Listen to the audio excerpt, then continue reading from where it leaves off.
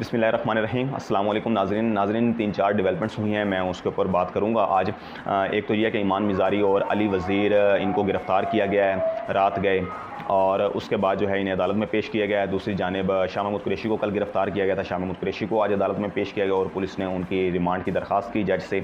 और तीसरी सबसे बड़ी स्टोरी इस वक्त ये है कि आरिफ अलवी सदर जो पाकिस्तान है, उन्होंने ऑफिशियल सीक्रेट एक्ट के ऊपर कल ख़बरें आई थी कि ऑफिशियल सीक्रेट एक्ट और आर्मी एक्ट जो है वो कानून बन गया उनके दस्तखत के बाद। तो आज उन्होंने एक ट्वीट किया है जिसके बाद एक पंडोरा बॉक्स नया खुल गया है, उस पर बात करेंगे। नाज़रीन, कल मैंने आपसे कहा था कि ईमान मिज़ारी और मंजूर पश्तीन PTM के जलसे के अंदर उन्होंने फ़ौज के ख़िलाफ़ जो है वो एक नाज़ेबा और बेहुदा अल्फाज का इस्तेमाल किया था और अभी तक जो है वो रियासत हरकत में नहीं आई और किसी को गिरफ़्तार नहीं किया गया और किसी के ख़िलाफ़ कोई FIR नहीं काटी गई। तो रात गए 3 बजे जो है वो ईमान मिज़ारी, शी मिज़ारी की बेटी, उनके घर पर जो मुसल्लह अफराद थे, कुछ बकौल उनकी वालदा के 20 के करीब लोग आए। उनमें कुछ सादा लिबास के अंदर थे, कुछ पुलिस के अहलकार थे और कुछ लेडीज़ पुलिस थी। वो गेट फलांग कर आए और उन्होंने सिक्योरिटी गार्ड को जो है वो केबिन के अंदर बंद कर दिया। और उसके बाद मेरी बेटी ईमान मिज़ारी को जो है वो कमरे में सो रही थी, तो उनको वहाँ से घसीटते हुए स्लीपिंग ड्रेस के अंदर ही जो है वो घसीटते हुए लेकर गए हैं। और मैंने उनसे कहा कि आप इन्हें ड्रेस चेंज करने दें, उन्होंने ड्रेस चेंज करने की भी इजाज़त नहीं दी। और उसके अलावा घर के अंदर उन्होंने तोड़ फोड़ की, तलाशी ली, तमाम कमरों की CCTV कैमरे उतार के ले गए, लैपटॉप ले गए, फ़ोन्स ले गए और जो है वो बदतमीज़ी की है। और बग़ैर वारंट के जो है वो पुलिस हमारे घर के अंदर जो है वो आधी रात को दाखिल हुई। तो इस पे जो है उन्होंने एक मीडिया से जो है वो सुबह गुफ्तगू की जब ईमान मिज़ारी को अदालत के अंदर पेश किया गया। और रात गए जो है वो अली वज़ीर को भी है गिरफ़्तार किया गया था। मंजूर पश्तीन भी इस FIR के अंदर जो है वो नामज़द हैं। इन जो 3 के ख़िलाफ़ FIR काटी गई और इसके अलावा 800 नामालूम अफराद के ख़िलाफ़ FIR काटी गई। उसमें जो दफ़ात लगी हैं वो लगी हैं 506, 148, 195, 440, 149, 1188, 343, 353 और 186B जो हैं वो दफ़ात शामिल हैं। नाज़रीन, अब कहना ये है कि जैसा कि मैंने कल कहा था कि गद्दारी जैसे मुबैना तौर पे अल्फाज का इस्तेमाल किया गया, तो इस FIR के अंदर जो दफ़ात लगी हैं वो काबिल ज़मानत हैं। इसमें किसी किस्म की कोई गद्दारी की उस पर दफ़ात शामिल नहीं हुई, कोई मुल्क दुश्मनी की, कोई दहशतगर्दी की FIR में दफ़ात जो हैं वो शामिल नहीं हैं। अच्छा, अब ये कहना है कि ये ऐसा क्यों है? क्या ये एक सोची समझी साजिश के तहत ये दफ़ात शामिल की गई हैं या मामला कुछ और है? क्योंकि अगर तो फ़ौज के ख़िलाफ़ इतने सख्त अल्फाज इस्तेमाल किए गए थे, जो अगर क्या अल्फाज तो इस्तेमाल किए गए हैं, तो FIR में जो है वो ये अल्फाज का इस्तेमाल क्यों नहीं किया गया? क्योंकि FIR के मतन के अंदर जो लिखा गया वो ये लिखा गया कि एहतजाज करने से इन्हें रोका गया। तो उन्होंने पुलिस और कानून नाफिज करने वाले इदारों को और फोर्सेस से जो है वो मुज़ाहमत की है और उसके बाद उन्होंने फिर रोड ब्लॉक कर दी। रोड ब्लॉक करने से ट्रैफिक जैम हो गई और उसके बाद असला बरदार जो शुरका थे उन्होंने पुलिस के साथ जो है वो उनको पथराव भी किया और उन पर हमला आवर भी हुए और उन्हें धमकी भी दी। तो FIR के अंदर मतन के अंदर तो ये लिखा हुआ है, ठीक है। और उसके अलावा ईमान मिज़ारी को फिर आज सुबह डिस्ट्रिक्ट एंड सेशन कोर्ट के अंदर ईमान मिज़ारी और अली वज़ीर को जो है वो पेश किया गया और पुलिस ने उनकी जिस्मानी रिमांड की इस्तदा की। तो वहाँ उन्हें फिर 1 रोज़ की जिस्मानी रिमांड की उनका दिया गया, ईमान मिज़ारी का और अली वज़ीर का। और जज साहब ने कहा जी कि आप इन्हें कल अदालत के अंदर दोबारा पेश करें, लिहाजा आप सोमवार वाले रोज़ कल जो है वो ईमान मिज़ारी और अली वज़ीर को जो है वो उसमें पेश किया जाएगा।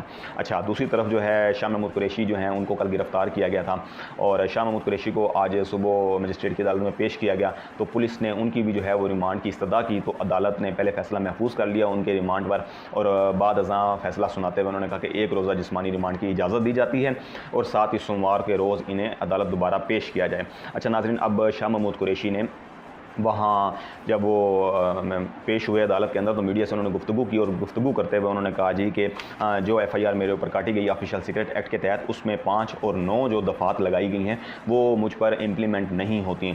उसकी वजह यह है कि उन्होंने कहा कि मैंने किसी किस्म का कोई पाकिस्तान की सलामती और उस पर जो है वो कंप्रोमाइज़ नहीं किया और तमाम काम आइनी हदूद के अंदर रहते हुए मैंने किए हैं। मैंने कोई सीक्रेट पेपर या सीक्रेट जो प्राइवेसी है वो मैंने किसी गैर मुतल्लका शख्स या किसी इदारे के साथ शेयर नहीं की, और मेरा जो है वो ज़मीर मुतमईन है। मैंने कोई ऐसा काम नहीं किया कि जिस पे मुझे जो है वो परेशानी हो या मेरा ज़मीर जो है वो उस पर मलामत करता हो।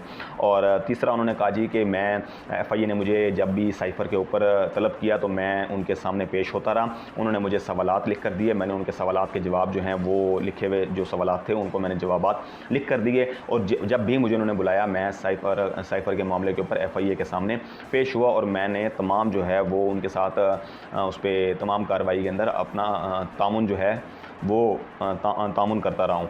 तो ऐसा हरगिज़ नहीं है तो मुझे गिरफ़्तार क्यों किया गया? मेरी गिरफ़्तारी तो बनती नहीं है कि जब मैं पेश हो रहा हूँ अदालत में उसमें FIA के सामने, तो फिर ये बिला जवाज़ जो है वो एक गिरफ़्तारी डाली गई है और मैं इसमें जल्द सुरखरू होऊंगा।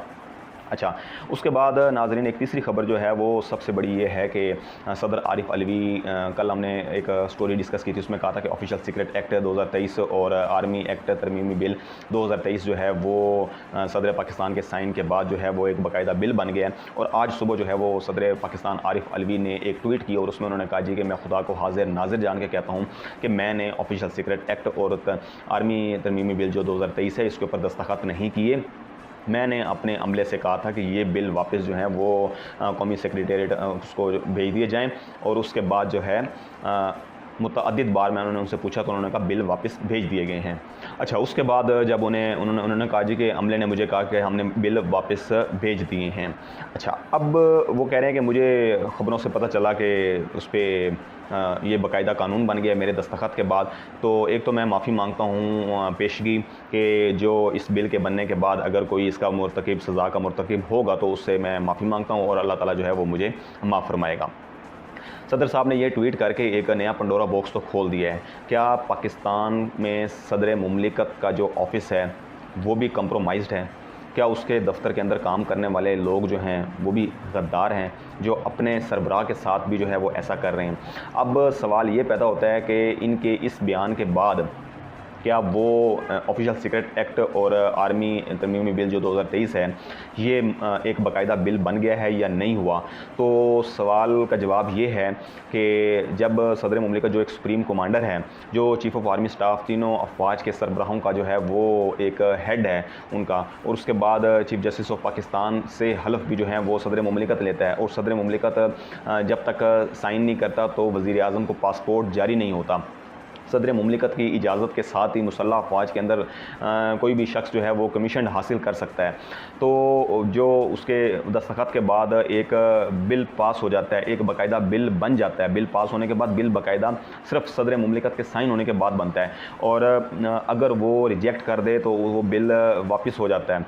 ठीक है, यानी कि दोबारा उसके लिए जॉइंट सेशन बुलाना पड़ता है। अगर बिल या तो वो साइन करके भेज देंगे या फिर उस पर अपने नोट लिख कर भेज देंगे कि भाई ये दोबारा इसके लिए जॉइंट सेशन बुलाया जाए और दोबारा बिल की मंजूरी के लिए जॉइंट सेशन बुलाया जाएगा। तो उस सदर की इतनी ताकत, और उसके बाद और अगर वो एक कोई ऑर्डिनेंस जारी करे तो वो ऑर्डिनेंस भी जो जारी होता है वो सदर मुमलिकत के साइन के बाद जारी होता है। जब एक ऐसी ताकत, ऐसा सरबराह मुल्क का अपना एक ट्वीट के ज़रिए बयान जारी कर देते हैं कि मैंने बिल्स के ऊपर साइन नहीं किए, मेरे साथ मेरे अमले ने गद्दारी की, तो फिर वो बिल किसी सूरत जो है वो बिल कानून नहीं बन सकता।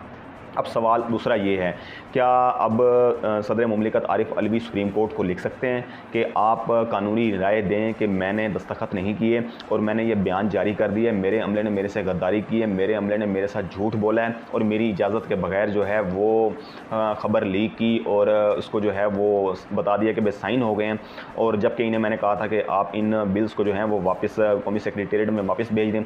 तो अब सुप्रीम कोर्ट फैसला करे कि ये कानून है, कानून बन गया है या नहीं बन गया। तो एक तो ये सदर मुमलिकत जो है वो फौरी तौर पे सुप्रीम कोर्ट को लिखें। दूसरा ये कि सदर मुमलिकत ने अभी तक जो अपने मतहत अमला है उसके ख़िलाफ़ कोई कार्रवाई क्यों नहीं की, और अगर नहीं की तो फौरी तौर पे उन्हें सैक करें, उनके ख़िलाफ़ कार्रवाई के लिए लिखा जाए।